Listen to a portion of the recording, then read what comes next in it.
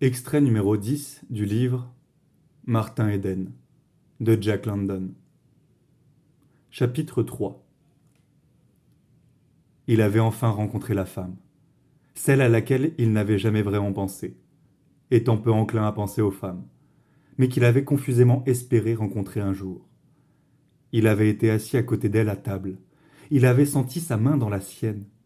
Il avait eu, en plongeant ses yeux dans les siens, la révélation d'un esprit admirable, mais pas plus admirable que les yeux au fond desquels il brillait, ni que la chair qui lui donnait forme et expression. Il ne pensait pas à la jeune femme comme à un être de chair en tant que tel, ce qui était nouveau pour lui, car c'était sous cet angle exclusivement qu'il avait considéré les femmes jusqu'alors. Sa chair à elle était, d'une certaine façon, différente. Il ne songeait pas à son corps comme à un corps, sujet aux maux et aux fragilités des corps. Ce corps était bien plus que l'enveloppe de son esprit. Il en était une émanation, la pure et gracieuse cristallisation de son essence divine. Cette idée de divinité le troublait. Elle le tira brutalement de ses rêves et le ramena à des considérations moins extravagantes. Rien ne lui avait jamais jusque-là laissé pressentir ou entreapercevoir la présence du divin. Il n'avait jamais cru en Dieu.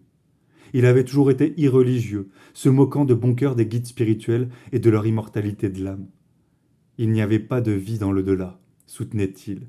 La vie était ici et maintenant, puis venait une éternité de ténèbres. Pourtant, c'était l'âme qu'il avait entrevue dans ses prunelles, l'âme immortelle, l'âme qui ne meurt pas. Aucun des hommes, aucune des femmes qu'il avait connues ne lui avait communiqué le message de l'immortalité. Elle, si. Elle le lui avait murmuré dès son premier regard. Il marchait, et le visage de la jeune femme brillait devant ses yeux, pâle et grave, doux et sensible, lui adressant un sourire de pitié et de tendresse, comme seul un esprit peut le faire, un sourire pur, comme il n'avait jamais imaginé que la pureté pût être. Il reçut la révélation de cette pureté comme un choc. Il en fut ébranlé. Il connaissait le bien et le mal, mais la pureté. Il ne lui avait jamais effleuré l'esprit que ce pût être un attribut de l'existence.